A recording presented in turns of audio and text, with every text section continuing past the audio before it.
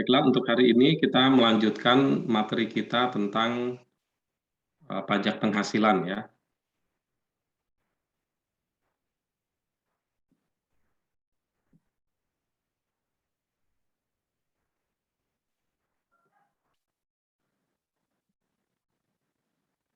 Ya, sampai pekan yang lalu ya kita sudah mempelajari pajak penghasilan ya sampai ke perhitungan pajak untuk orang pribadi ya. Nah, sekarang kita coba lihat bagaimana perhitungan pajak untuk uh, badan ya, wajib pajak badan. Nah, jadi kalau kita kembali kepada skema yang ini ya, jadi ada wajib pajak, ada orang pribadi dan badan ya. Nah, kemarin orang pribadi ada yang karyawan dan usaha atau pekerjaan bebas. Nah, untuk yang badan ini hanya satu ya. Jadi cara menghitung penghasilan bersih ya atau penghasilan neto ya adalah melalui pembukuan. Ya, jadi untuk wajib pajak badan ya ini hanya dilakukan melalui pembukuan. Kemudian menghitung penghasilan kena pajak ya tidak ada pengurangan PTKP. Ya ini ya, jadi tidak ada pengurangan.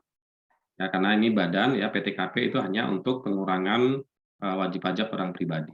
Jadi dari penghasilan neto ya ini berarti dia sama dengan penghasilan kena pajak ya, kemudian dikalikan dengan tarif PPh badan. Ya, jadi ini adalah cara untuk menghitung pajak penghasilan badan.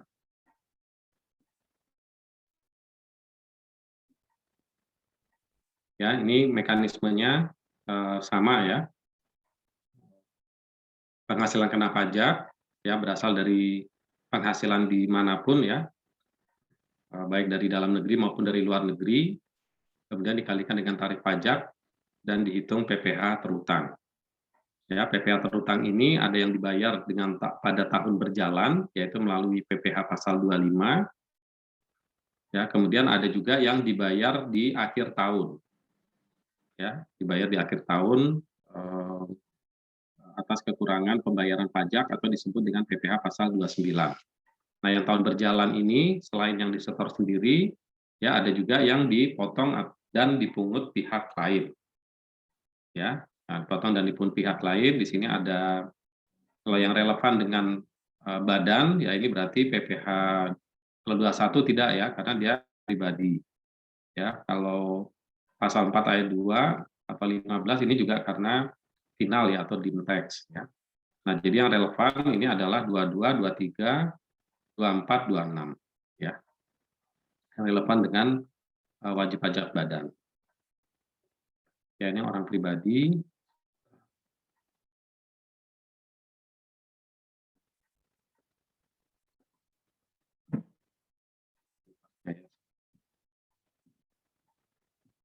Nah, ini sebelumnya kompensasi kerugian ya. Kompensasi kerugian ini boleh dikurangkan dari penghasilan kena pajak ya. Apabila dia memenuhi syarat. Yang pertama, kerugiannya ini adalah berasal dari kegiatan usaha di Indonesia. Jadi kalau dia punya bisnis di luar negeri, kemudian di luar negeri itu mengalami kerugian, maka ruginya nggak boleh dibawa masuk ke Indonesia. Tapi kalau laba bisa dibawa laba harus dibawa masuk ke Indonesia. Nah, kemudian dikompensasikan dengan penghasilan atau laba tahun pajak berikutnya. Ya, jadi bukan tahun pajak yang bersangkutan ya. Kemudian dikompensasikan secara berturut-turut sampai dengan 5 tahun. Ya. Jadi kalau 2016 berarti 17, 18, 19, 20, 21. Ya, 2022 kalau tidak habis dikompensasi selama 5 tahun berarti dia menjadi hangus. Ya, tidak bisa dipakai lagi. Oke.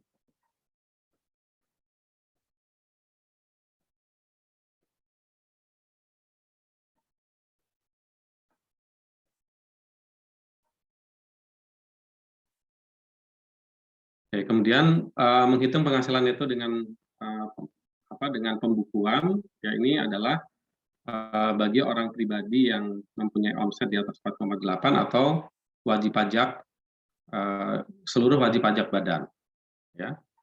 Nah, maka untuk menghitung penghasilan neto bagi wajib pajak yang melaksanakan pembukuan, yaitu adalah penghasilan penghasilan bruto, yaitu penghasilan yang termasuk objek pajak, kemudian dikurangi dengan biaya yang diperbolehkan sebagai pengurang penghasilan bruto. Ya. Ini kalau yang contoh badan ya. Nah, ini yang contoh wajib pajak badan. Nah, ini biaya-biaya apa saja. Jadi ini nanti biaya-biaya ini bisa dipakai baik di wajib pajak badan maupun wajib pajak orang pribadi yang melaksanakan pembukuan. Ya, nah ini nanti diterapkan ini biaya-biaya yang boleh dikurangkan dari penghasilan bruto ini berarti dia mengurangi penghasilan bruto ya, ini ya, mengurangi penghasilan bruto. Oke.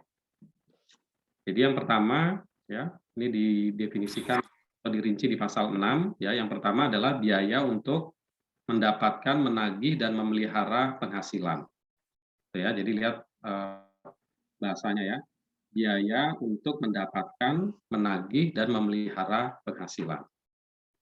Oke ya, jadi termasuk gitu ya. Jadi ini termasuk di dalamnya ya. Jadi bisa saja selain ini ya, selain yang disebutkan di dalam undang-undang. Ya, jadi ini termasuk adalah biaya yang secara langsung ya atau tidak langsung berkaitan dengan kegiatan usaha. Ya, misalnya biaya pembelian bahan, ya biaya gaji ya, biaya pembelian bahan ini kan secara langsung ya berkaitan dengan usaha. Ya, ini yang dimaksud dengan mendapatkan, menagih dan memelihara. Ya, jadi misalnya yang memelihara itu kan bisa aja after sale service misalnya gitu. Itu kan termasuk memelihara. Ya, jadi itu juga boleh dikurangkan. Ya, pembelian bahan baku, bahan ya, biaya gaji, bunga, sewa, royalti, biaya perjalanan, biaya pengolahan limbah, ya, premi asuransi, biaya promosi dan penjualan, biaya administrasi. Ya, biaya administrasi dan pajak kecuali pajak penghasilan. Jadi hanya pajak penghasilan yang tidak diperbolehkan untuk dikurangkan. Pajak yang lain boleh. Ya, kalau dia misalnya ada pajak masukan, dia tidak dikreditkan, dibiayakan itu masih bisa. Kemudian ada PBB misalnya itu diperbolehkan. Ya, nah, tetapi pajak ya kalau namanya ada pajak penghasilan dia nggak boleh. Ya. Kemudian termasuk juga adalah biaya penyusutan fiskal dan atau amortisasi. Ya, ini ya, tapi ini yang fiskal ya. Gitu. Jadi bisa jadi nanti ada perbedaan antara akuntansi dan fiskal atau pajak. Ya. Kemudian iuran kepada dana pensiun yang pendiriannya telah disahkan oleh Menteri Keuangan. Jadi iuran, jadi ini membayar jaminan pensiun untuk karyawan. Ya, nah ini boleh dikurangkan ya, tapi harus yang pendiriannya telah disahkan oleh Menteri Keuangan. Ya, artinya ada izin ya, izin dari Menteri Keuangan. Kemudian kerugian karena penjualan atau pengalihan harta. Ya, kerugian karena penjualan atau pengalihan harta. Ya, ini boleh jadi biaya. Kerugian karena selisih kurs. Oke. Kemudian biaya penelitian dan pengembangan perusahaan yang dilakukan di Indonesia. Nah, ini juga ada biaya litbang ya, penelitian dan pembangunan, nah, tapi yang dilakukan di Indonesia. Apabila ada penelitian dan pembangunan yang dilaksanakan di luar negeri, itu tidak diperbolehkan. Ya, tidak boleh dikurangkan. Ya. Kemudian biaya beasiswa, magang dan pelatihan ya. Ini bagi apabila ada karyawannya atau ada orang lain yang melakukan magang dan sebagainya ya. Kemudian biaya-biaya yang boleh dikurangkan lagi lanjutannya adalah piutang yang nyata-nyata ya, tidak dapat ditagih dan memenuhi ketentuan syarat tertentu dengan keputusan Ditjen Pajak. Ya, jadi piutang ya, kita punya piutang ya, ini kan kalau di penjualan dengan kredit kan piutang pada penjualan ya. Nah, itu kan juga sudah diakui sebagai pendapatan ya, sebagai penghasilan bruto penjualannya. Nah, kemudian piutangnya ternyata tidak dapat ditagih. Ya, kalau di akuntansi itu ada metode penyisihan ya, penyisihan piutang ya, tetapi penyisihan kan tidak boleh dijadikan biaya ya. Ya, jadi itu kalau di akuntansi ada penyisihan, tetapi kalau di pajak itu yang kalau penyisihan itu kan belum nyata tidak dapat ditagih, ya baru pencadangan berjaga-jaga, itu ya, itu di akuntansi. Nah, tetapi di pajak ini harus yang memang memang sudah murni tidak bisa ditagih, gitu ya, sudah tidak bisa ditagih sehingga di write off atau dihapuskan dari pembukuan. Ya. Atau dihapuskan itu masalah akuntansi ya.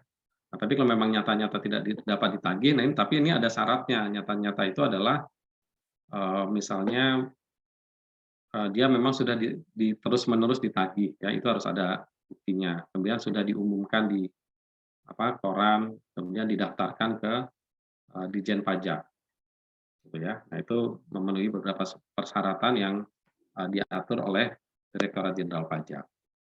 Kemudian zakat dan sumbangan wajib keagamaan, ya ini juga boleh dikurangkan. Kemudian pembentukan dan pemupukan cadangan tentang tidak tertagih khusus untuk usaha bank, leasing, cadangan usaha asuransi, penjaminan LPS, cadangan penanaman kembali hutan, cadangan biaya reklamasi, ya untuk usaha pertambangan dan cadangan biaya penutupan limbah. Ya, jadi ini cadangan ya pada dasarnya adalah tidak boleh dikurangkan dari biaya karena sifatnya masih estimasi.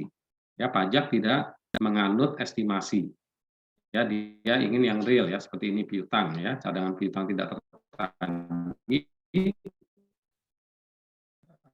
Pajak tidak mau yang masih, dia harus yang sudah real. Nah, tapi ada yang diperbolehkan, yang estimasi ini khusus untuk usaha di bawah ini ya, bank, leasing. Nah, itu pun nanti jumlahnya ditentukan ya persentasenya. Ya, berapa persen yang boleh dicadangkan gitu ya. Jadi tidak bisa mengikuti kebijakan perusahaan, tetapi menurut peraturan yang dijamin diatur di perpajakan. Ya, ini. Kemudian kompensasi kerugian tahun sebelumnya. Ya, ini kompensasi kerugian ya tahun sebelumnya maksimal 5 tahun ya. Kemudian penggantian atau imbalan dalam bentuk natura dan kenikmatan yang terbatas berupa ya, jadi ada pemberian natura ya, pemberian penggantian ya atau imbalan ini maksudnya adalah penggantian atau imbalan yang berkaitan dengan pekerjaan. Ya, misalnya pegawai ya dia selain mendapatkan gaji, dia juga mendapatkan natura. Ya, natura apa? Natura misalnya dia dikasih beras gitu ya, atau bahan makanan lain atau pakaian gitu ya. Nah, ini tidak diperbolehkan ya, dan juga kenikmatan. Ya, kenikmatan itu fasilitas. Ya, dapat kendaraan kendaraan dinas, dapat handphone, ya, kemudian dan sebagainya. Ya. Nah, pada dasarnya ini nggak boleh, gitu ya, tidak boleh. Nah, tetapi boleh hanya terbatas pada ya, jadi boleh tapi terbatas, yaitu pada biaya makan dan minum yang diberikan untuk seluruh pegawai. Ya, jadi ada pengeluaran nih, misalnya catering di perusahaan disediakan oleh perusahaan tetap dan diperuntukkan bagi seluruh pegawai tanpa pengecualian. Ya, bukan bagi seluruh pegawai. Ya, jadi bukan hanya ini hanya khusus bagian marketing misalnya gitu, atau hanya khusus untuk manajer ke atas misalnya kita tidak ya, tapi ini untuk seluruh pegawai tidak terkecuali ya, dari paling rendah sampai yang paling tinggi. Nah, itu diperbolehkan dikurangkan ya. Kemudian tapi biaya makan dan minum ini adalah yang disediakan di perusahaan ya, gitu ya. Jadi bukan dibawa pulang atau diberikan penggantian uang, itu nanti beda lagi. Ya, kalau berikan penggantian uang berarti dianggap sebagai tunjangan. Kemudian ya, ini biaya makan dan minum untuk seluruh pegawai, kemudian natura dan kenikmatan di daerah terpencil. Ya, ini daerah terpencil ini juga berdasarkan keputusan Menteri Keuangan. Ya. Kemudian natura yang berkaitan dengan pelaksanaan pekerjaan. Ya, nah ini jadi natura, tapi dia kalau berkaitan dengan pelaksanaan pekerjaan itu diperbolehkan. ya misalnya seragam security gitu ya, mungkin alat pengaman ya, APD ya gitu ya. APD itu juga eh, karena merupakan berkaitan dengan pekerjaan gitu ya, maka itu diperbolehkan. Ya misalnya helm proyek, ya pakaian misalnya sepatu ya, sepatu tertentu ya. Nah, itu diperbolehkan dikurangkan. Kemudian yang lainnya adalah sumbangan khusus ya. Sumbangan khusus untuk bencana nasional. Ini berarti kalau ada bencana rujukannya adalah bencana nasional yang ditetapkan oleh pemerintah. Jadi oleh pemerintah ditetapkan sebagai bencana nasional. Kemudian penelitian dan pengembangan yang dilakukan di Indonesia, ya ini sumbangan untuk lembaga lain ya, lembaga penelitian. Ya, sumbangan asal dia dilakukan di Indonesia. Ya. Kemudian pembangunan infrastruktur sosial.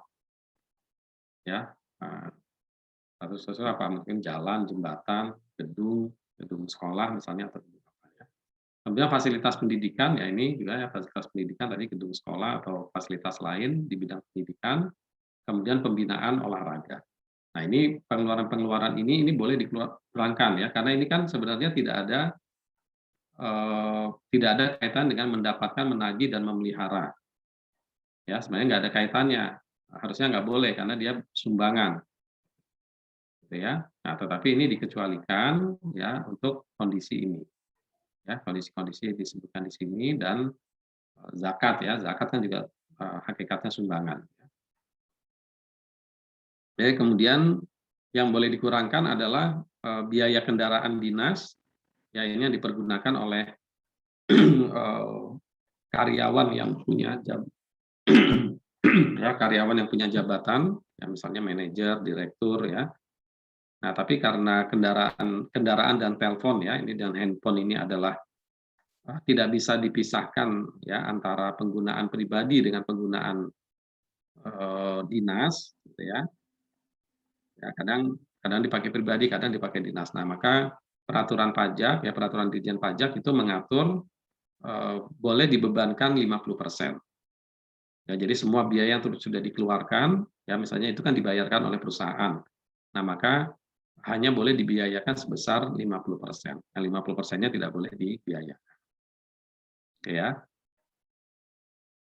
Ya, jadi ini sedan mau kendaraan ini berarti termasuk di dalamnya penyusutan, pemeliharaan ya misalnya servis, kemudian penggantian spare part, bensinnya misalnya gitu ya. Nah, itu juga 50% semuanya. Oke ya, itu untuk kendaraan. Kemudian untuk bus jemputan karyawan, ya ini juga boleh dikurangkan.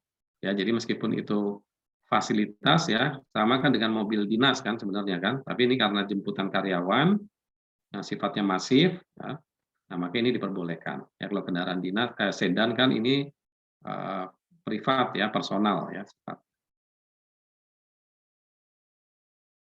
Oke, kemudian yang selanjutnya adalah biaya yang tidak boleh dikurangkan dari penghasilan bruto. Jadi kalau ini tadi biaya yang boleh dikurangkan.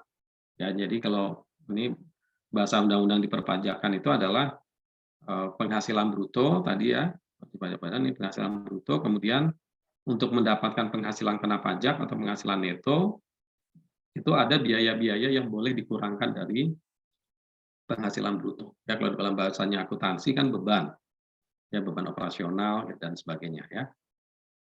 Nah, ini adalah yang boleh tadi, kemudian ini yang tidak boleh.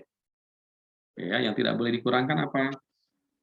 Ya, yang pertama adalah pembagian laba dengan nama dan dalam bentuk apapun. Oke ya, jadi pembagian laba itu bukan biaya. Ya, ini sebenarnya konsepnya sama dengan akuntansi ya, karena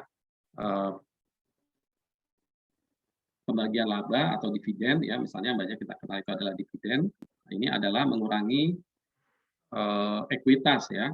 Jadi mengurangi saldo ekuitas ya, bukan sebagai beban operasional atau beban laba rugi ya, bukan merupakan beban yang ada di laporan laba rugi, tetapi dia merupakan pengurang dari ekuitas. Ya, jadi dalam nama dan bentuk apapun, ya misalnya nama bisa dividen, bisa pembagian laba, bisa SHU.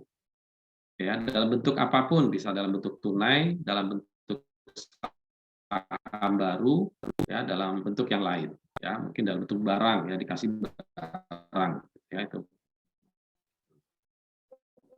Nah, itu ya. Itu tidak boleh sebagai pengurang untuk kepentingan pribadi pemegang saham, sekutu atau anggota. Ya, jadi kalau ada biaya, misalnya biaya untuk kepentingan pribadi, apa tuh kepentingan pribadi? Misalnya bayar listrik rumah, bayar air rumah, bayar sekolah anak, ya, terus bayar bensin, gitu ya. Nah, cuma kalau bensin tadi, kalau dia mobil dinas, ya itu boleh dibebankan 50%.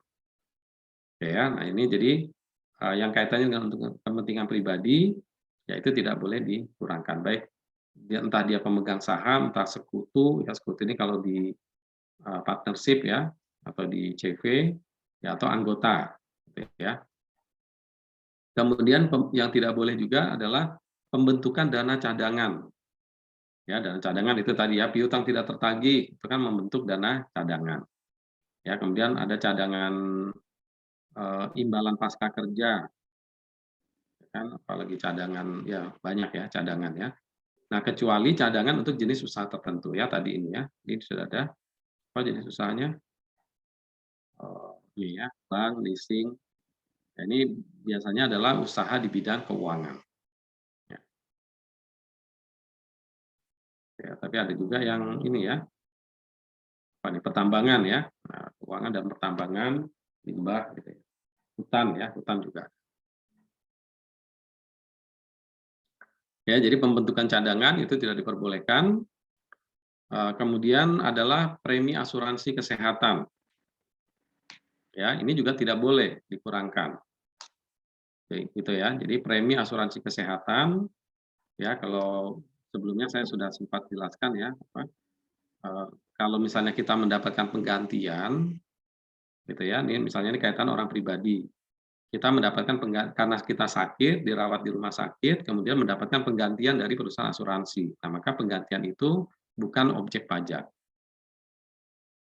Gitu ya, bukan bukan objek pajak. Ya, jadi tidak dikenakan pajak. Nah, kenapa tidak dikenakan pajak? Karena pada saat dibayar, ya dia bukan pengurang, gitu ya. Jadi bukan bukan pengurang. Misalnya saya punya gaji 10 juta, bayar asuransi 500.000, gitu ya. Bayar asuransi 500.000. Nah, maka yang dihitung pajak, menghitung basis penghitungan pajaknya adalah yang gaji full-nya, yang 10 juta, bukan gaji setelah dikurangi dengan asuransi. Nah, artinya apa? Artinya pembayaran asuransi itu ya sebenarnya sudah dikenakan pajak ya melalui penghasilan. Ya, kenapa? Karena dia tidak boleh dikurangkan dari penghasilan itu. Ya, kalau dia dikurangkan nanti wajar kalau nanti jadi ini ya, jadi penghasilan ya atau tidak menjadi penghasilan. Ya. Oke ya, jadi itu premi asuransi. Ya, baik kesehatan, kecelakaan, jiwa, dwi guna, beasiswa yang dibayar oleh wajib pajak orang pribadi ya, ini kaitan dengan orang orang pribadi tadi.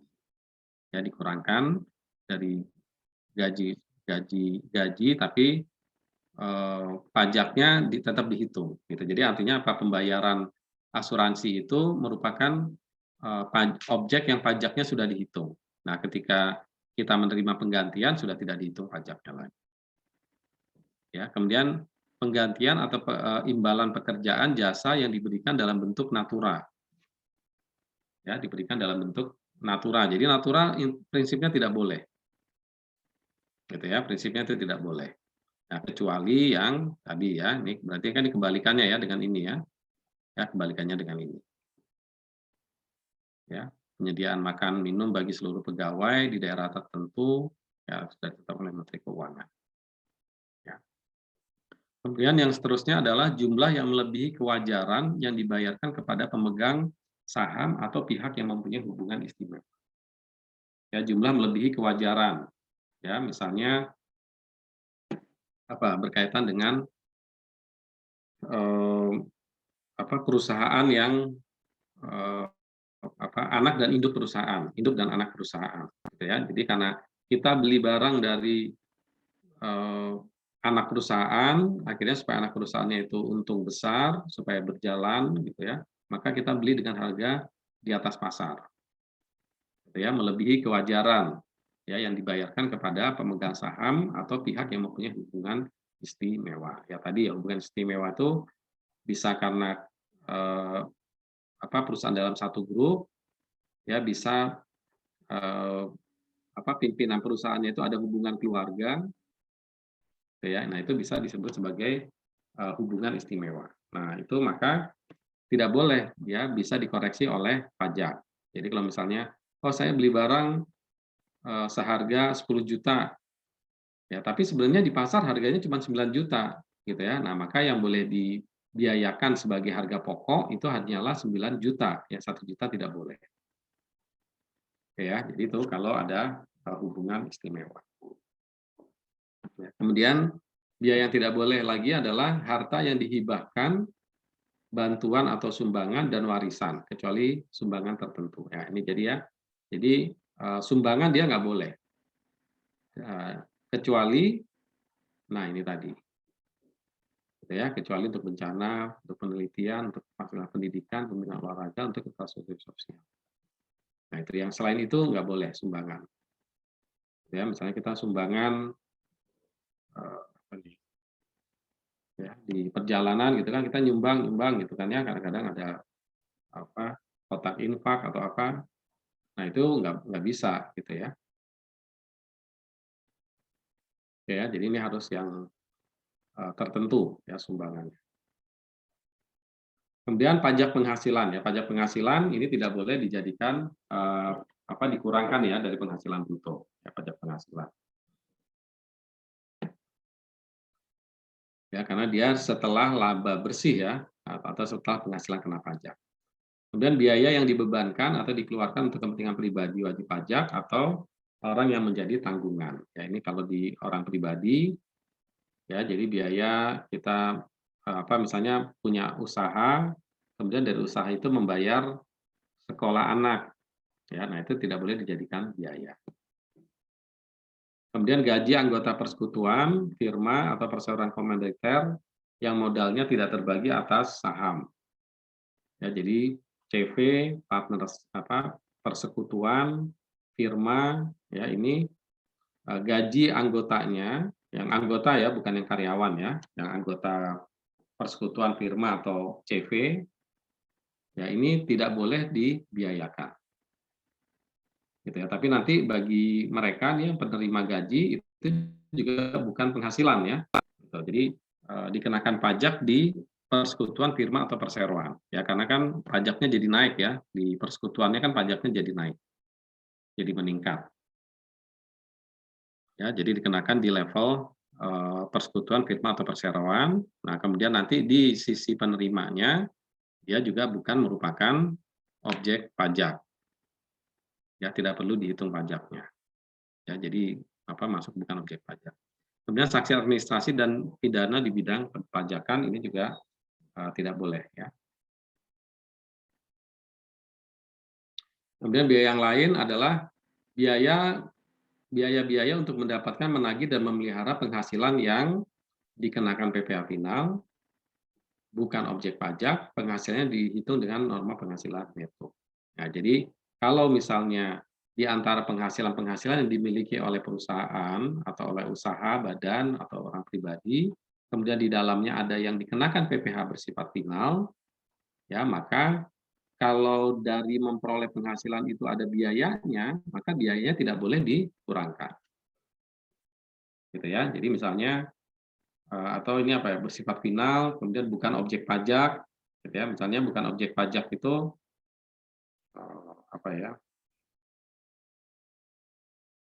atau menerima penghasilan bersifat final. Misalnya kita, ada usaha, kemudian salah satunya, misalnya menerima ini kita punya gedung ya misalnya gitu dipakai untuk kantor, tapi karena masih idle, masih kelebihan, kemudian sebagiannya disewakan.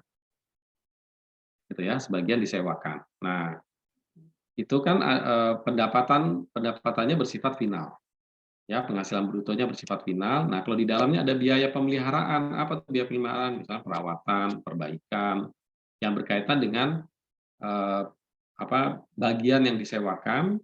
Nah, maka itu juga harus dikurangkan. Ya, nanti mungkin secara teknis bisa saja misalnya kita punya gedung 100%, yang 70% dipakai, yang 30% disewakan. Nah, maka bisa saja nanti biaya-biaya yang terkait dengan pemeliharaan gedung, maka 30%-nya tidak boleh dikurangkan dari penghasilan. Ya, tidak boleh dibiayakan. Ya, itu bisa teknisnya ya, teknis di dalam perhitungan. Ya, kemudian selanjutnya adalah penyusutan fiskal, ya. Penyusutan fiskal, ya, ini ada 2 kelompok. Ya, pertama kelompok bukan bangunan dan kelompok bangunan.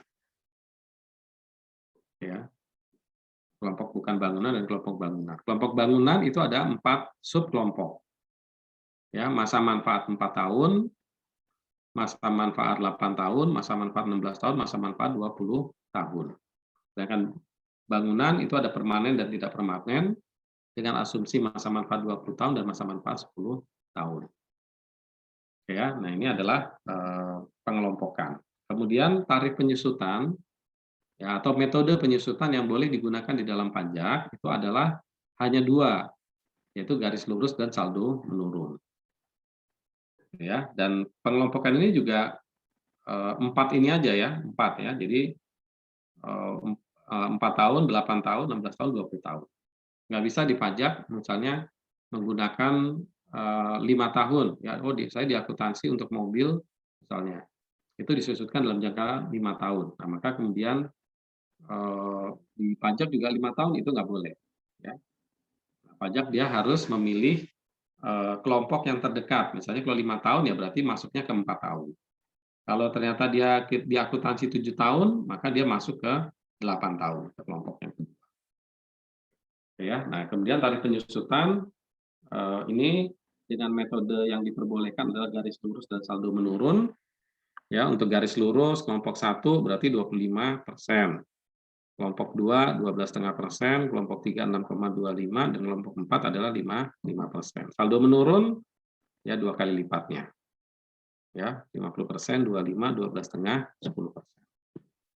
Ya, ini adalah tarifnya harus menggunakan ini dan harus konsisten. Ya.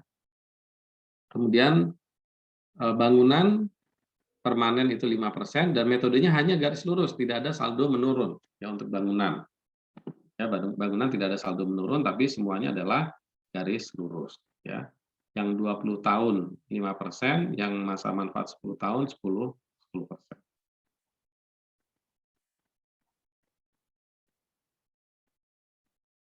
Ya, kemudian ya dasar penyusutan ya, maaf ya, ini dasar penyusutan ya, ini adalah kalau menggunakan metode garis lurus ya dasar penyusutan adalah harga perolehan. Ya, sedangkan kalau menggunakan saldo menurun dasar penyusutannya adalah nilai sisa buku fiskal awal tahun ya. Saya kira ini sama dengan akuntansi ya cara perhitungan.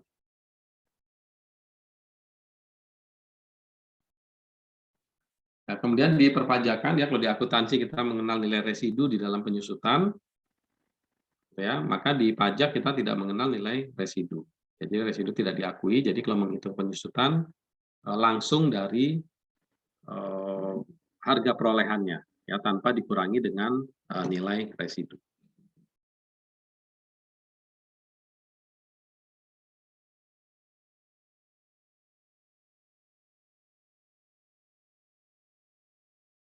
Jadi nilai residu tidak diakui ya. Jadi kalau di akuntansi kita mengenal ada nilai residu ya, sehingga kalau perhitungannya gimana tuh ya, kalau di akuntansi kalau misalnya ada nilai aset 50 juta, nilai residu 5 juta, nah maka yang dihitung penyusutan adalah 50 juta dikurang 5 juta ya, jadi 45 juta. Ya, nah tapi di pajak maka nilai residu nggak diakui. Jadi penyusutan langsung semuanya dari angka 50 juta. Nah, di sini nanti adanya biaya-biaya ini, ya, yang tidak boleh dikurangkan gitu ya dan sebagainya, ini adalah yang nanti akan menjadikan antara laba berdasarkan akuntansi ini berbeda dengan laba berdasarkan fiskal, ya, atau pajak. Kemudian tanah tidak disusutkan, ya saya kira ini juga sama dengan, akuntansi, ya, tanah tidak disusutkan. Kemudian aktiva tetap, oke ini, peraturan lama ya, aktiva tetap yang diperoleh sebelum tahun 2001 pada tahun polanya disusutkan setahun penuh, tetapi sejak ini ya, dan ini udah cukup lama ya, udah 10 tahun, ya. Nah ini, penyusutannya ya disusutkan mulai bulan perolehan. Ya, saya kira ini juga hal-hal yang, sedikit, menimbulkan perbedaan dengan akuntansi. Ya, kalau dulu kan jelas ya, ini setahun penuh ya. Jadi kalau misalnya nih gambarannya dulu itu, eee, asetnya misalnya dibeli pada bulan November atau Desember, jadi meskipun hanya dipakai 2 bulan, dia tetap disusutkan setahun. Ya, nah tetapi sejak Januari 2001, maka, disusutkan, mulai bulan perolehan. Jadi kalau misalnya dibeli pada bulan November, ya berarti disusutkan November, Desember hanya 2 bulan. Ya, nah ini juga masih sedikit ada perbedaan dengan akuntansi ya, karena kalau di akuntansi itu masih memperhatikan tanggal. Jadi misalnya sebelum atau setelah tanggal 15 gitu ya, kalau di akuntansi kan masih dipergunakan, kalau diperoleh tanggal 10 berarti disusutkan 1 bulan penuh. Tapi kalau dibeli pada tanggal 25 misalnya, maka bulan tersebut tidak dilakukan penyusutan. Ya, baru disusutkan pada bulan berikutnya. Nah, tetapi kalau di pajak, ya ini disusutkan pada bulan perolehan. Jadi meskipun disusutkan dibeli pada tanggal 31 Januari, ya maka selama tahun yang bersangkutan ya dia disusutkan Januari diikutkan meskipun hanya satu satu hari dipergunakan. Gitu ya. Kalau di akuntansi kan mungkin tidak ya. Ya dia jadinya disusutkan 11 bulan misalnya. Oke ya, jadi ini poin-poin penting ya, di dalam akuntansi yang sedikit berbeda dengan dalam pajakan yang sedikit berbeda dengan, akuntansi, ya. Oke, kemudian pengelompokan aktiva tetap ini sudah ditentukan, gitu ya. Masa manfaatnya ini sudah ada gitu ya. Jadi, eee, terlepas dari akuntansi punya kebijakan gitu ya, maka di pajak juga sudah ada, pedomannya, gitu ya. Misalnya, eee, ini ya, kelompok satu ya 4 tahun. Nah, kalau misalnya di pedoman yang, diterbitkan oleh Menteri Keuangan itu ya misalnya ini berlaku untuk barang-barang yang misalnya terbuat dari kayu, gitu ya. Jadi misalnya lemari, rak, meja kalau dia terbuat dari kayu maka masuk golongan kelompok satu, ya disusutkan 4 tahun. Ya terlepas dari akuntansi menyusutkan berapa tahun, ya. Kalau dia terbuat dari logam atau besi maka dia disusutkan 8 tahun, gitu ya. Nanti komputer disusutkan berapa tahun, gitu ya. Eee, kendaraan ya, mobil nanti disusutkan berapa tahun. Itu sudah ada, pedomannya di, peraturan menteri keputusan Menteri Keuangan, gitu ya. Jadi itu ada arahan-arahan, tentang, yang mana ya, sehingga ini juga bisa, menimbulkan perbedaan dengan, akuntansi nanti, gitu ya. Bisa jadi ada yang berbeda dengan akuntansi. Baik ya, kemudian yang selanjutnya itu adalah amortisasi. Ya, amortisasi, atas harta tidak berwujud. Ya, amortisasi atas harta tidak berwujud ini ada 4 kelompok, ya, kelompok 1, 2, 3, 4 ya, 4 tahun, 8 tahun ya, jadi hampir sama dengan, yang harta berwujud, ya. Kemudian metodenya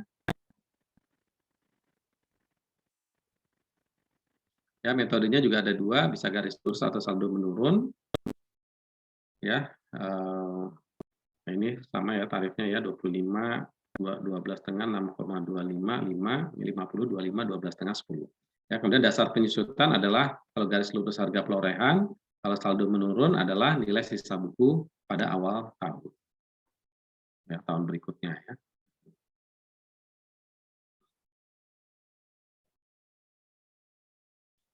Amortisasi dimulai pada bulan dilakukannya pengeluaran. Ya, jadi pada bulan pengeluaran, nah itu sudah dihitung mulainya. Kemudian untuk harta tidak berwujud yang masa manfaatnya tidak tercantum pada kelompok masa manfaat yang ada, maka menggunakan masa manfaat yang terdekat ya, sama dengan yang berwujud ya. Jadi kalau misalnya misalnya kita dapat royalti untuk kerjasama 5, kalau yang sudah jelas ini ya nanti dimasukkannya misalnya amortisasi untuk hal tertentu ya, untuk hak tertentu 5 tahun gitu ya. Nah, maka ini nanti dikelompokkan ya. Nah, ini dimasukkan ke kelompok yang ada, yang terdekat ya. Ya, diatur pula amortisasi untuk biaya-biaya tertentu, misalnya biaya pendirian dan biaya perluasan modal, biaya praoperasi, biaya perolehan hak di bidang penambangan minyak dan gas bumi, biaya memperoleh hak di bidang penambangan selain minyak dan gas bumi. Ya, jadi ini misalnya biaya pendirian, apa yang boleh dimasukkan untuk diamortisasi, mana yang tidak boleh. Ya, biaya peroperasi juga demikian. Ya, mana yang boleh eh, dibentuk ya, dibentuk harta tidak berwujud, mana yang tidak boleh ya. Seperti biaya peroperasi ini kan bentuk harta tidak berwujud ya. Nah, ini mana saja yang boleh gitu ya. Biaya-biaya apa di dalam praoperasi itu yang boleh diakumulasi di dalam eh, biaya praoperasi.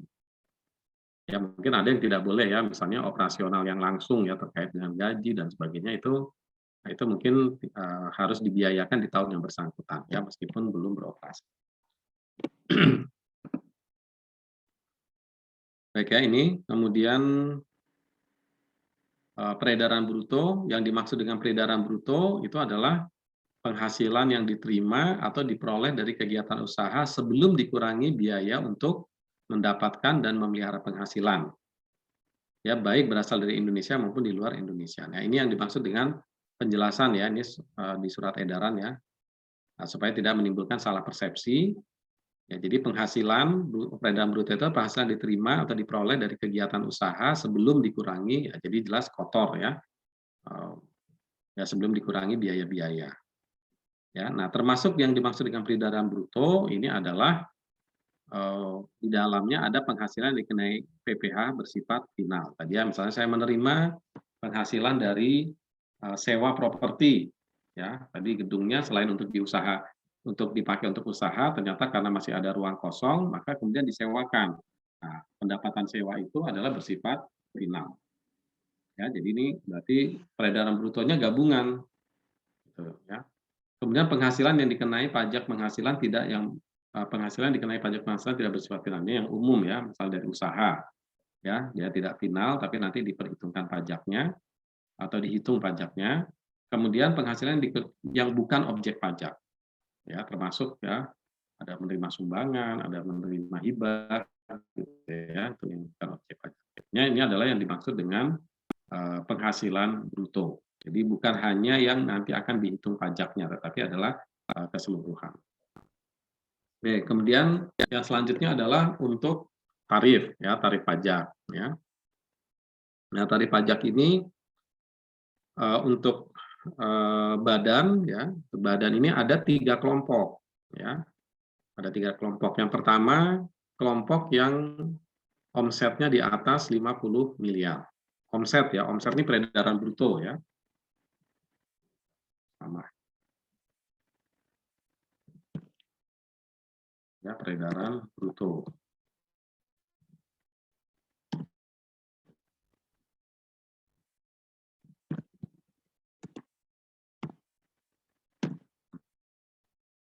Ya, jadi ini adalah omset yang kelompok tarif ya, tarif pajaknya. Nah, tarifnya kan sudah ada ya berapa? 22% ya. Nah, ini tarif omset yang di atas 50%, di atas 50 miliar, kemudian omset sampai dengan 50 miliar, dan kemudian adalah untuk kelompok perseroan terbuka, ya, perusahaan TBK ya yang sudah go public. Ya. Nah ini wajib pajak badan dengan omset di atas 50 miliar. Nah ini adalah rujukannya adalah pasal 17. Ya, tadi pasal 17 itu ada tarif PPh orang pribadi, ada tarif PPh badan. Nah, ini yang tarif PPh badan. Nah, ini juga yang lama kan sebelumnya 25% ya, yang sekarang berlaku sejak tahun 2020 yaitu adalah 22%. Oke ya. Jadi tarifnya tunggal. Jadi itu untuk yang omsetnya di atas 50 miliar.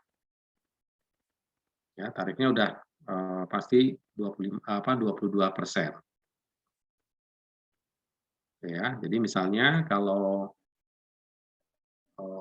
misalnya ada jumlah penghasilan kena pajak 190 juta, maka jika tahun pajak, ini jangan 2010 kali ya, udah kelamaan, misalnya 2016 gitu ya. Tahun pajak 2016, maka dia pajak penghasilan PPh terutangnya itu adalah 25% langsung kali dengan 190 juta. Ya. Nah, tapi tahun pajak 2020 maka turun ya tarif pajaknya menjadi 22%. Ya, kali 150 juta. Ya, jadi ini lebih mudah ya dibandingkan kalau orang pribadi yang mempunyai lapis lapis tarif ya, yang memiliki tarif progresif ya. Kalau ini tarifnya tarif tunggal. Nah, kemudian untuk bagian yang selanjutnya adalah perseroan terbuka ya, itu mendapatkan pengurangan tarif 5%. Itu ya, itu berdasarkan pasal 17 ya. Walaupun sekarang juga ada perubahan ya, mungkin ada ya nanti kita cek lagi ya untuk perubahan yang terbaru. Nah, intinya ini untuk TBK, untuk perusahaan go public itu ada pengurangan tarif. Gitu ya, ada pengurangan tarif. Ya ini juga berarti mulai tahun sebelum 2020 dan 2020 ke sini ya sekarang. Oke ya, ini jadi ada pengurangan tarif, tapi nanti ada syarat ya, misalnya 40% harus dimiliki publik, ya kemudian ya ada beberapa persyaratan ya, nanti bisa dicek ya untuk yang mendapatkan tarif ini ya, mendapatkan pengurangan tarif. Kemudian bagi UMKM, nah ini UMKM artinya kalau dia memiliki omset, ini untuk omset di bawah 50 miliar ya. Ya. Nah, untuk omset di bawah 50 miliar ini ya nanti tolong diperhatikan ya cara menghitung. Ya, cara menghitung mendapatkan pengurangan 50% untuk omset yang 4,8 miliar. Ya, nah ini diatur di dalam pasal 31E. Ya, jadi kalau dia misalnya punya omset ini kan di bawah 50 miliar, omsetnya 30 miliar. Misalnya gitu. Omset 30 miliar gitu ya. Nah, atas omset yang 4,8 miliar itu kena pajaknya di mendapatkan pengurangan 50%. Ya, jadi nanti diproporsionalkan dengan laba kena pajaknya. Ya, diproporsionalkan dengan laba kena pajak. Ya, jadi misalnya bagian omset 4,8 itu menjadi 11%. Ya, itu ya. Jadi laba ya, laba untuk bagian omset ya 4,8 miliar itu 11%, laba untuk bagian omset antara 4,8 sampai 50 miliar adalah 22%. Nah, ini ya, misalnya contohnya berapa nih peredaran usaha ya, misalnya sebuah contoh ya PT ABC tahun 2018 mempunyai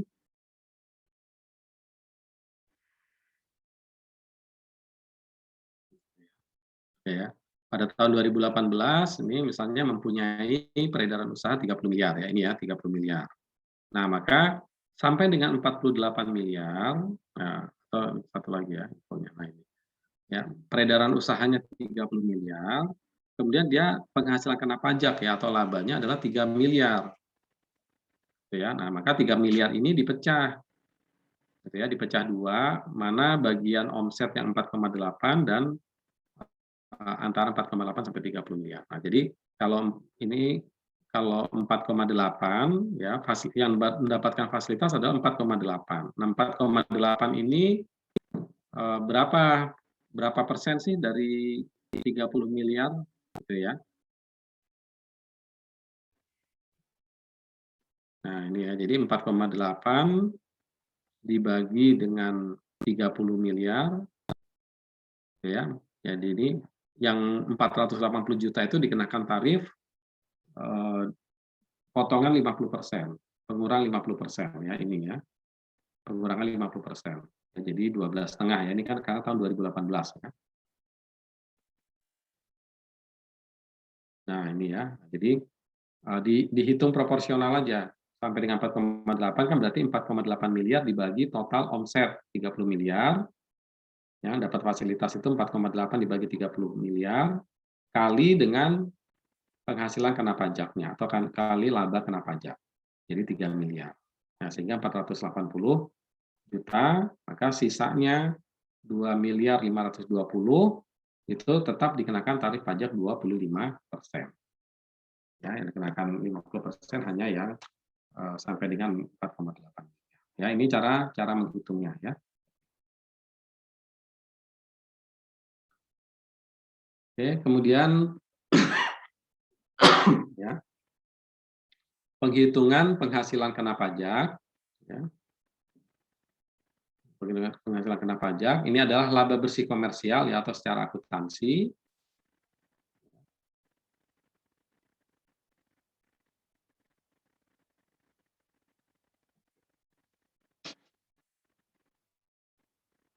Ya, jadi ini laba bersih secara akuntansi ya, kemudian dilakukan dulu koreksi fiskal. Ya, ada koreksi fiskal positif, ada koreksi fiskal negatif. Ya, koreksi fiskal itu apa? Ini adalah untuk menyesuaikan adanya ini ya. Nah, ini ada biaya-biaya yang tidak boleh dikurangkan. Ya, pertama dari sisi biaya-biaya tidak boleh dikurangkan. Yang kedua adalah adanya penghasilan. Ya, mengoreksi penghasilan yang bersifat final dan bukan objek pajak. Nah, itu dikeluarkan dulu. Nah, dikeluarkan dari laporan keuangan, dikeluarkannya itulah yang disebut dengan koreksi fiskal. Itu ya, disebut dengan koreksi fiskal. Nah, ini jadi ya koreksi fiskal. Nah, ini ada koreksi fiskal positif dan ada koreksi fiskal negatif ya. Nah, itu kan biaya-biaya kan bisa ya plus minus kan. Maksudnya bisa menambah biaya atau mengurangi biaya. Ya, misalnya klub penyusutan menurut akuntansi 5 tahun, nah berarti kan lebih kecil tuh. Nah, gitu ya. Tapi menurut pajak eh, berapa? 4 tahun, berarti kan penyusutannya lebih besar. Kalau penyusutannya lebih besar, tentu labanya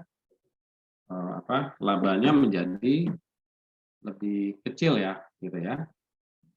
Nah, itu koreksinya ya intinya kalau misalnya koreksi positif itu menghasilkan atau menguntungkan pajak gitu ya. Ya, artinya menjadikan laba kena pajak lebih tinggi dari laba akuntansi. Nah, itu disebut koreksi positif. Oke ya, jadi tadi ya contohnya gitu ya, kalau menurut akuntansi misalnya 6 tahun ya atau 7 tahun, tetapi menurut pajak 8 tahun. Gitu ya. Jadi kan lebih labanya jadi naik ya, berarti itu koreksi positif. Tapi kalau sebaliknya itu menjadi koreksi negatif. Ya, nah itu jadi itu ada koreksi fiskal, kemudian jumlah koreksi fiskal, maka kemudian jumlah penghasilan kena pajak. Ya, laba komersial, kemudian ada koreksi fiskal baik positif maupun negatif, kemudian ada jumlah penghasilan kena pajak. Ya, PPh terutang ya pasal 17 atau 31. Ya, ini PPh terutang. Jangan lupa kredit pajaknya apa saja yang sudah dipotong. Kemudian ada PPh kurang dan lebih atau lebih bayar.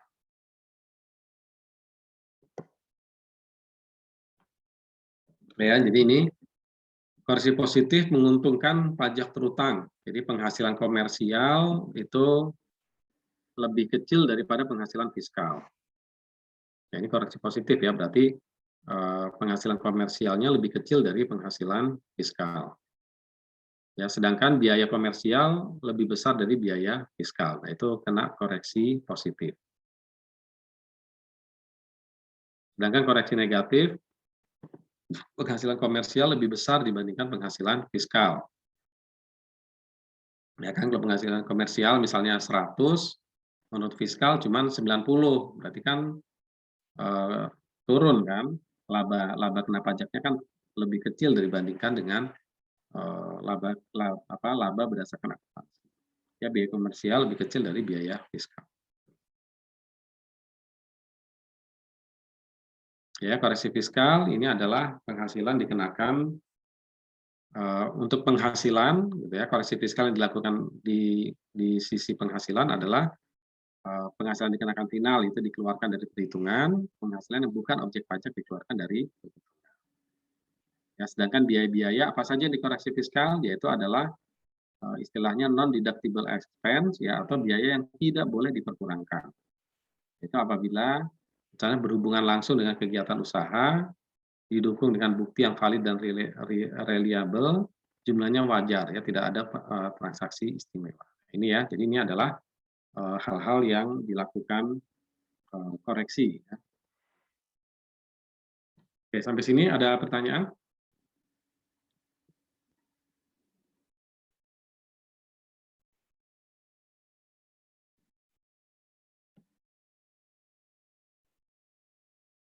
Kemudian nanti saya masuk ke pelatihan, latihan-latihan ya. Ya. Jadi intinya ini nanti ada koreksi fiskal. Bentar ya, saya ininya dulu.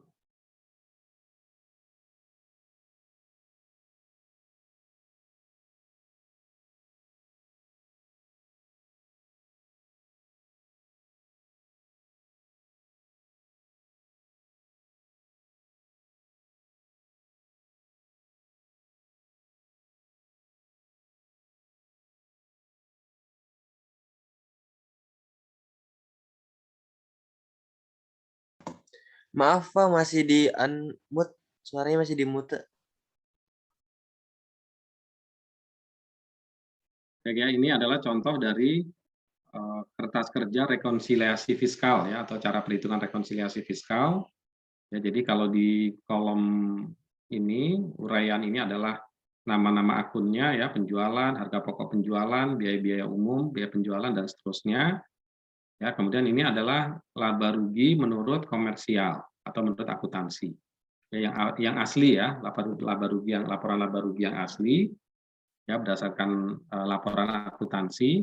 Nah, kemudian dilakukan koreksi, ada fiskal positif, ada fiskal negatif, maka kemudian berapa laporan laba rugi menurut fiskal. Ya. Dan ini koreksi fiskal ini tidak dilakukan jurnal ya. Ya, ini hanya untuk kepentingan perhitungan pajak saja. Ya, tidak ada kemudian harus melakukan jurnal apa di jurnal koreksi fiskal, itu nggak ada. Yang ada adalah nanti membukukan jumlah pajak yang dihitung. Ya, jadi kalau sudah selesai ya tinggal pajak yang sudah didapatkan berapa, nah itu yang dibukukan secara akuntansi.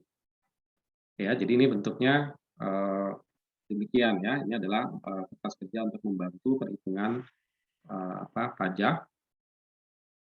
Ya, nah ini kalau secara lebih detail ini laba komersial ya, kemudian koreksi ya, ada positif ada negatif. Ya, kemudian laba bersih secara fiskal berapa. Ya, ini laba bersih komersial atau akuntansi. Kemudian ini adalah laba bersih fiskal setelah ada koreksi fiskal baik positif maupun negatif. Ya. Ya, jadi kalau misalnya koreksi atas penghasilan itu meskipun ada penghasilan diakui secara komersial, tetapi fiskal bukan objek pajak. Ya, misalnya di PPh pasal 4 ayat 3.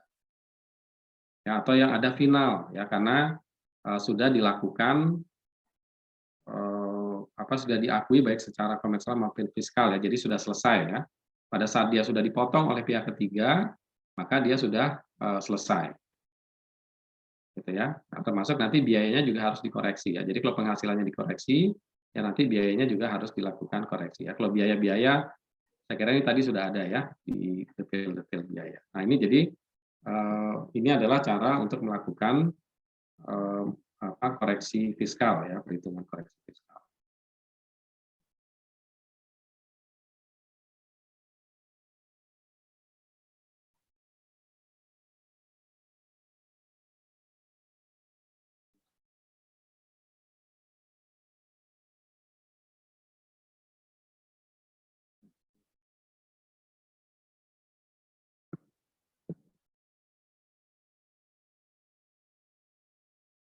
Nah, kemudian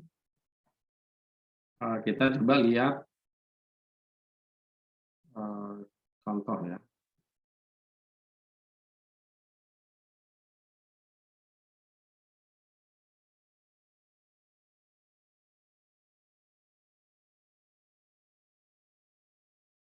Nah ini ya, ini misalnya adalah contoh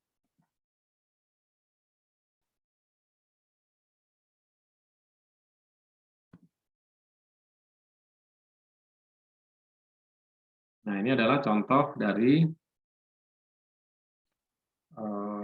bagaimana kita membuat rekonsiliasi fiskal ya. Oke ya, ini contoh soalnya ya. Nah, pertanyaannya hitung berapa biaya penyusutan menurut fiskal. Ya, jadi dari mana nih? Dari sini ya. Nah, dari ini berapa penyusutan fiskal. Kemudian berapa kurang atau lebih bayar dengan membuat rekonsiliasi fiskal. Oke, berarti rekonsiliasi fiskal ya kita menggunakan ini ya, dari daftar ini ya, kemudian kita hitung. Kalau di sini menurut menurut akuntansi yaitu penghasilannya adalah 7 miliar ya. Nah, 7 miliar. Nah, nanti kita cek apakah ada koreksi fiskal atau tidak ya, misalnya ini ada informasi-informasi. Oke ya. Nah, kita coba aja nih di sini ya.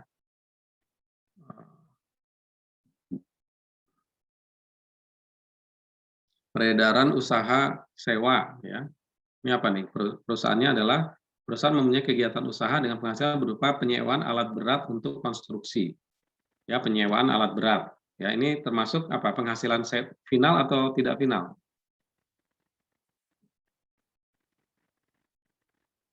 Ya, konstruksi ya, persewaan ya.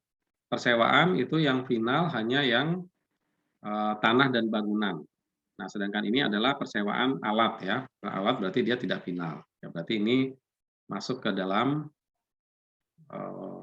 penghasilan ya, tidak dilakukan koreksi. Jumlah harga pokok ya, ini kita lihat ya ada informasinya enggak. Ya, nanti kita lihat di bawah. Kemudian biaya-biaya, biaya pegawai, prinsipnya biaya pegawai boleh.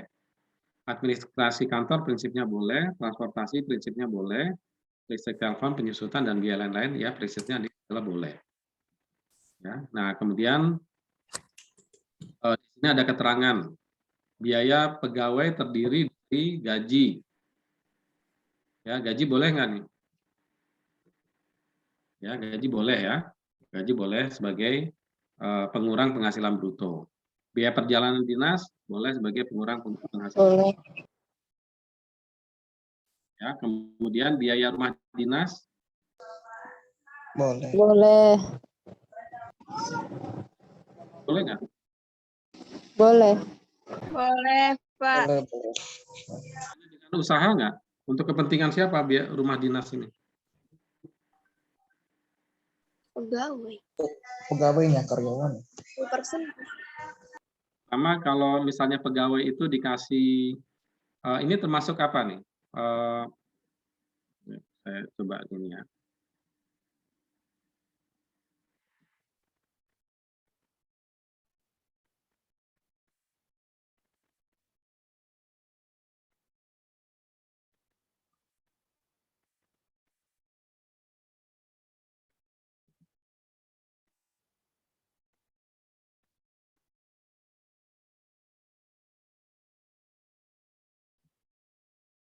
Ya. Biaya yang boleh dikurangkan, mendapatkan, menagih, dan memelihara penghasilan. Oke ya, tadi biaya gaji boleh. Ya. Oke, kemudian di sini ada yang tidak boleh. Yang tidak boleh dikurangkan dari penghasilan bruto. Pembagian laba, ya, biaya yang dibebankan untuk kepentingan pribadi. Gitu ya. Kemudian natura dan kenikmatan. Nah, ini ya. Ya, natura dan kenikmatan tidak boleh kecuali makan minum daerah tertentu, gitu ya, makan minum dan daerah tertentu. Oke ya. Nah, itu yang diperbolehkan ya. Nah, kalau fasilitas rumah dinas itu ada hubungan ada kaitan langsung nggak dengan usaha? Ya kan? Ini Kalau itu Ustadz, kan kalau misalkan adanya rumah dinas kan lebih apa ya? Lebih dekat dari apa ya, tempat kerja, itu kan memudahkan untuk tidak telat dalam bekerja. Itu gimana, Ustadz? ya. Jadi di dalam definisi peraturan perpajakan gitu ya. Ya, intinya dia harus ada hubungan dengan ini ya, mendapatkan, menagih dan memelihara. Gitu ya, mendapatkan, menagih dan memelihara. Nah, dikecuali kalau ada kaitannya dengan, karenanya di sini disebutkan gitu ya.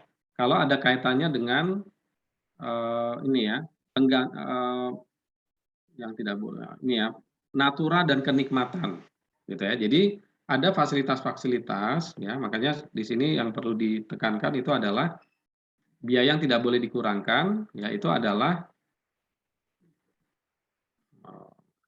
nah ini ya, adalah natura dan kenikmatan. Gitu ya. Ini adalah biaya-biaya yang tidak diperbolehkan. Gitu ya. Nah, ini natura dan kenikmatan. Gitu ya.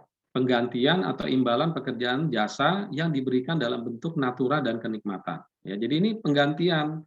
Ingat ya kemarin penggantian imbalan itu kaitannya dengan bayaran pegawai. Gitu kan ya.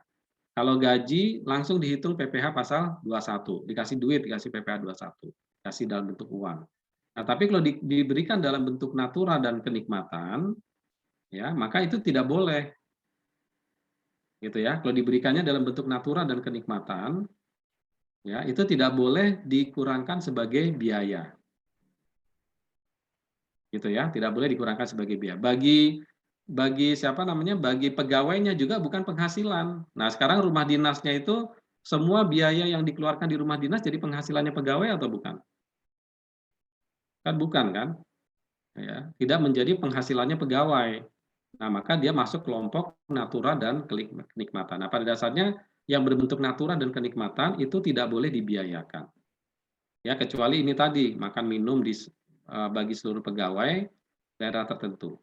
Ya, meskipun tadi ada alasan dekat rumah, ada alasan misalnya untuk direktur dikasih jas, misalnya gitu kan, ya, supaya rapi, tapi itu adalah diberikan dalam bentuk natura dan kenikmatan. Jadi tidak boleh dibiayakan. Gitu ya, tidak boleh dibiayakan di perusahaan ya, karena itu kan tidak menjadi penghasilan bagi karyawan. Ya, jadi apa di dalam apa namanya di dalam hubungan antara perusahaan dengan karyawan gitu ya, itu ada hubungan ya, misalnya kalau di perusahaan itu menjadi biaya, di pegawai menjadi penghasilan. Gitu ya, di perusahaan kan biaya nih, biaya gaji boleh. Nah, ketika perusahaan membayar gaji, karyawannya gajinya menjadi objek PPh pasal 21. Gitu ya. Nah, kalau natura kan tidak bisa dihitung. Ya, lebih sulit lah dihitung dan umumnya tidak dihitung gitu ya. Nah, karena itu dia tidak menjadi tidak boleh dibiayakan. Nah, dalam kasus contoh yang tadi itu adalah rumah dinas ya. Rumah dinas itu kan untuk keperluan pribadi, tidak untuk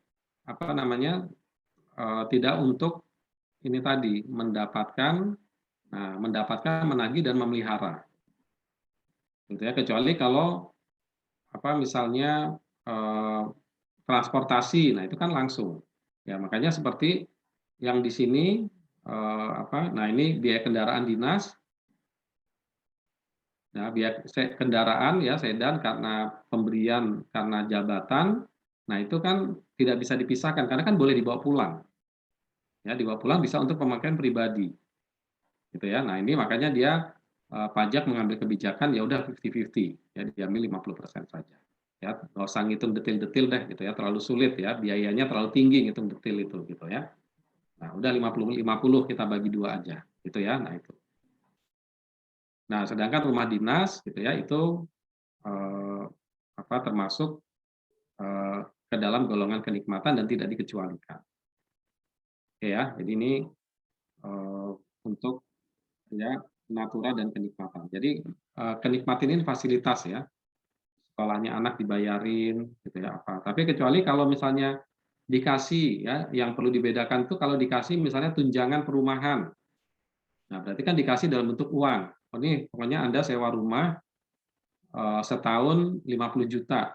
Ini saya kasih 50 juta. Plus minus terserah sudah.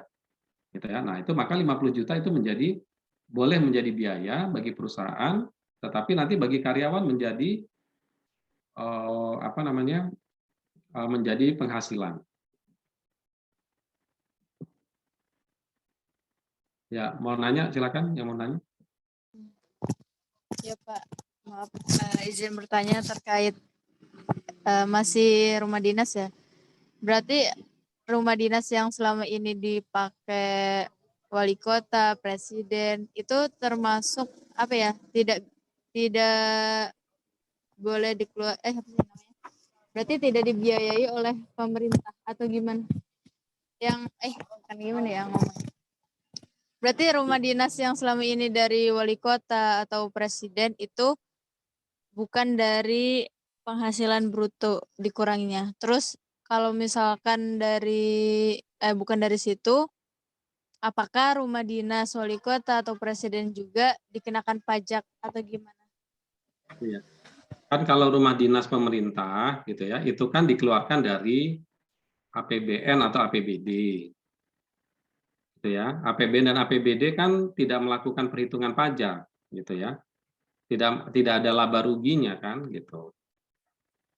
Nah, tapi yang pasti gitu ya. Jadi kan dia dikeluarkan dari APBN atau APBD dan di situ kan dia tidak menghitung pajak.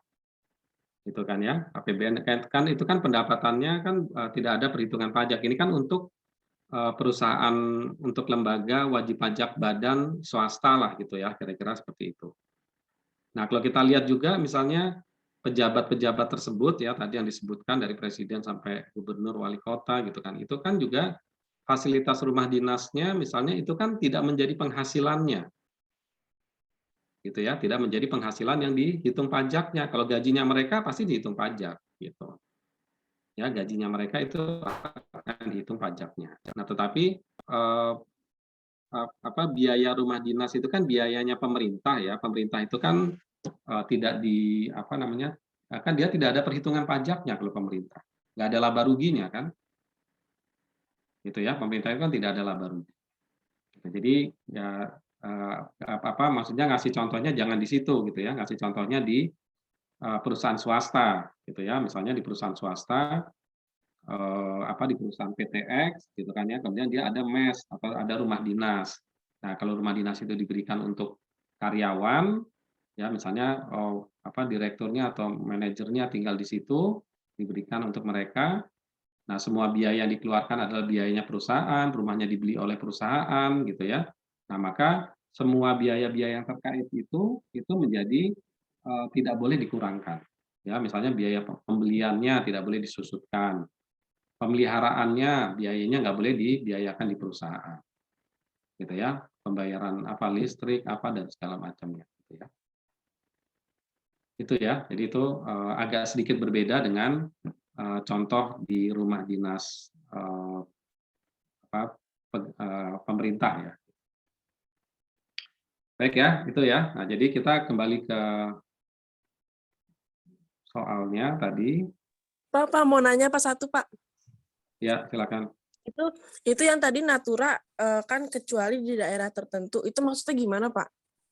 Ya, di daerah tertentu atau daerah terpencil itu adalah daerah-daerah yang eh, sulit mendapatkan fasilitas umum. Ya, biasanya misalnya gini, misalnya di pertambangan di tengah hutan, gitu ya. Nah, itu kan nggak ada misalnya ada manajer yang dikontrak atau karyawan yang dikontrak di situ kan mereka nggak bisa sewa rumah ya karena lokasinya kan jauh di tengah hutan. Nah, sehingga perusahaan harus membuat rumah-rumah untuk karyawan, gitu ya, rumah untuk karyawan yang bekerja di situ. Nah, itu kalau misalnya contohnya misalnya seperti itu gitu ya. Tetapi itu juga harus ditetapkan dulu oleh Menteri Keuangan. Jadi dia harus minta izin dulu kepada Menteri Keuangan.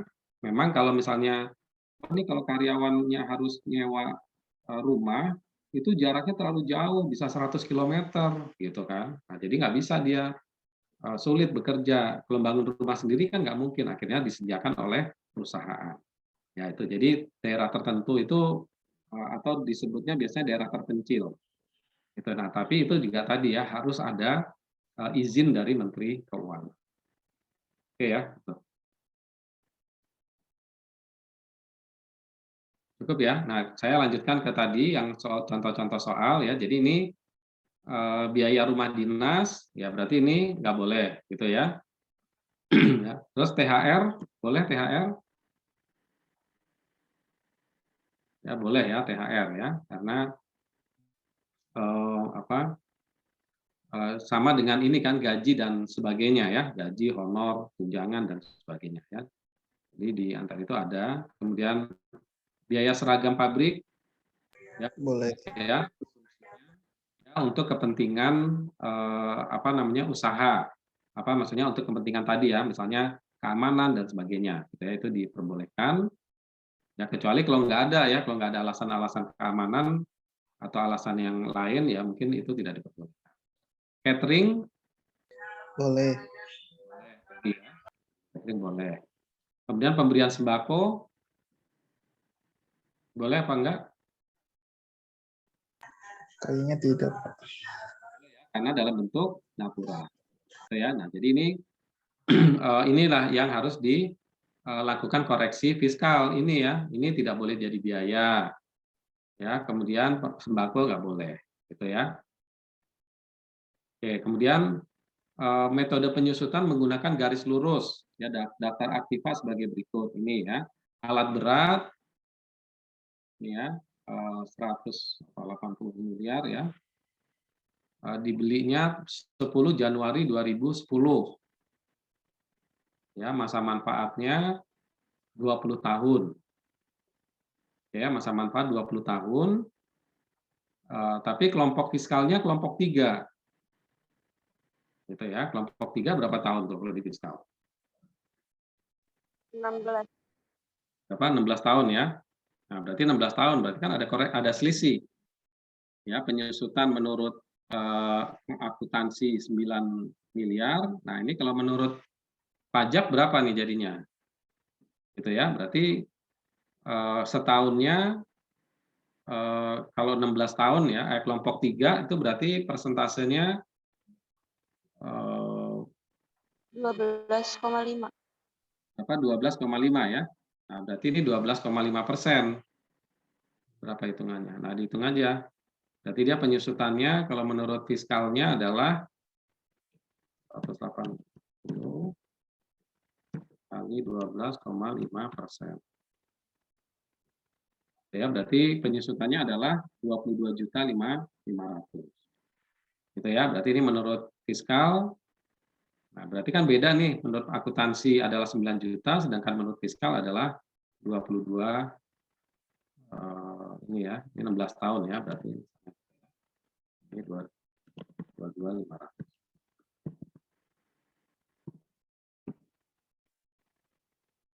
Ya, ini menurut fiskal ya.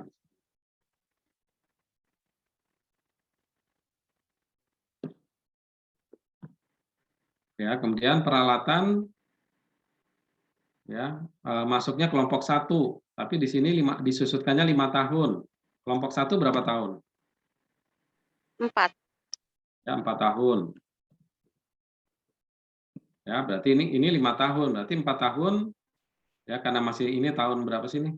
Tahun 2018 kan ya. Nah, jadi kan 1 tahun penuh ya. Udah ini dibagi 4. Berapa? 1 miliar dibagi 4, ini harusnya 4 tahun kan. Nah, ketika 4 tahun berarti 250. 250 miliar. Miliar juta.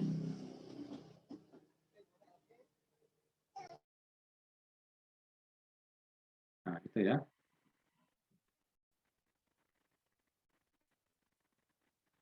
Nah, kemudian kendaraan operasional oleh akuntansi 50 juta, ya masa manfaat akuntansinya 10. Ini kelompok 2. Kelompok 2 itu 8. 8 tahun. Tarifnya 2 ini sama ya. Kelompok 1 kan tarifnya kalau garis lurus kan ini 25% ya.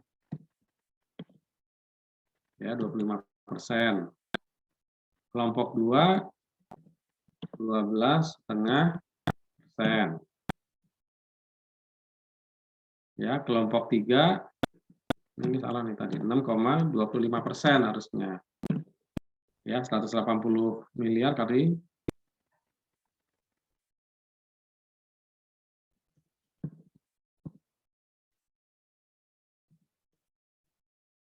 6.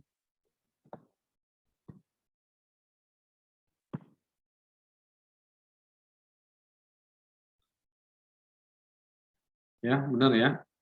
Oh ya, kita lihat di slide.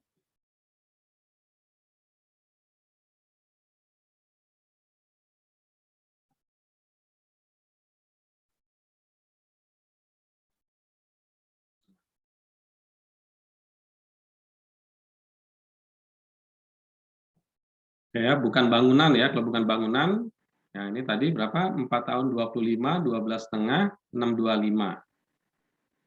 Ya, baru kelompok 4 5%. Ya, tadi ada salah ya nulisnya ya. Berarti harusnya adalah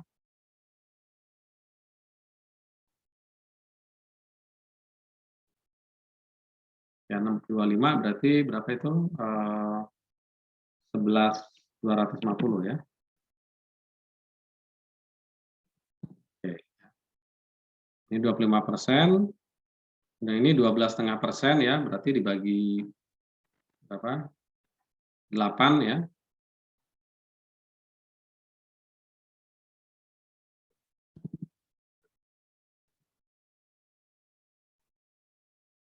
Berarti di sini penyusutannya adalah 62 juta. Ya.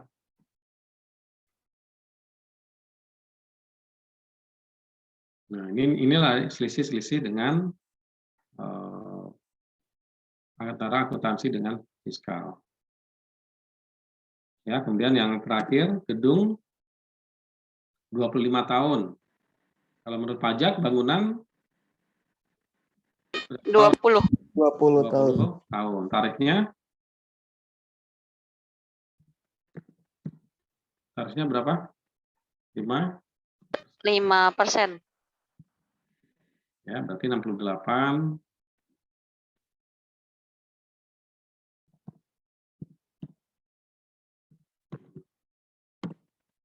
Ya, 34, 3,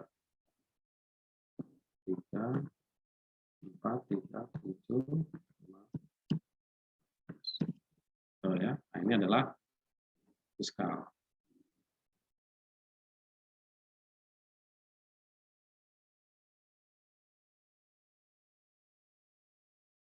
Ya. Nah, ini kita disuruh tadi kan pertanyaannya berapa biaya penyusutan menurut fiskal.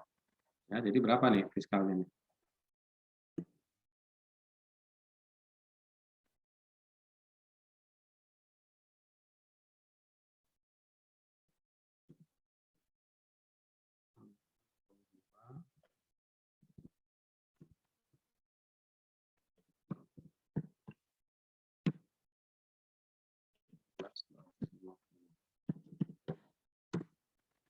berarti 15 juta.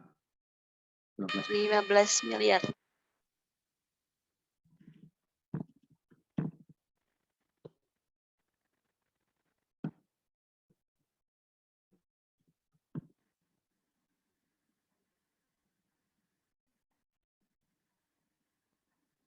Oke, itu ya. Nah, ini jadi penyusutannya. Berarti ada koreksi fiskal sebesar 3 miliar. Koreksi fiskalnya positif apa negatif? Negatif. Kenapa negatif?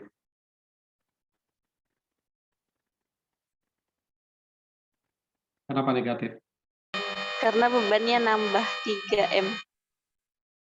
Ya, berarti menambah beban 3M, artinya labanya naik apa turun? Turun, labanya turun. Jadi labanya turun, gitu kan ya, sehingga merugikan pajak ya, itu ya tadi kan. Nah, ini biar gampang ya, kan pajaknya jadi perhitungan laba kena pajaknya lebih kecil dari akuntansi ya, berarti ini koreksi negatif. Oke ya, ini udah 10:30 ya, sebentar lagi ya sedikit ya. Nanti soalnya saya share terus dikerjakan ya.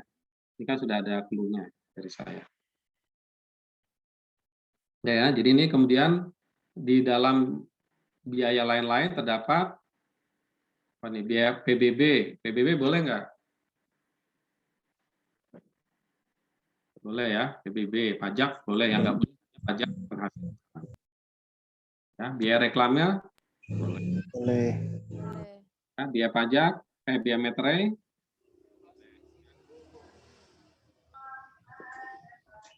Kemudian STP ini ada tagihan PPh pasal 25 boleh?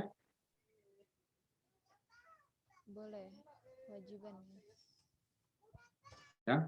Pajak penghasilan boleh jadi biaya? Tidak. Nggak boleh ya, pajak penghasilan nggak boleh. Ya ini juga pajak penghasilan nggak boleh. Ini juga pajak penghasilan. Ya. Pajak-pajak yang disetor sendiri jadi biaya, ya tidak boleh. Ya ini juga tidak boleh. Tidak boleh. Bukan biaya. Oke ya, jadi ini adalah ya kira-kira koreksi fiskal. Ya. Kemudian nanti di sini ada lagi nggak yang perlu dikoreksi? Penghasilan diskonto obligasi, kemudian penghasilan bunga deposito. Ya ini masuk di ini kan penghasilan ya. Nah ini kan penghasilan nih. Ya masuk dalam penghasilan kan ini penghasilan lain ya. Nah penghasilan lain ya ini nanti dikoreksi fiskal ya karena ini dikenakan PPh final. Ya ini bukan objek pajak ya, ini bukan objek pajak. Oke, saya kira itu untuk PPh badan ya nanti sambil latihan ya. Ini karena kita belum belajar PPh pasal 25, nanti yang nomor 3 nggak usah dijawab dulu ya. Kalau belum bisa ya, karena kita belum belajar. Ya, tapi prinsipnya kan dia hanya dibagi 12 ya, dari tidak kurang bayar. Oke ya, sampai sini ada pertanyaan sebelum kita akhiri?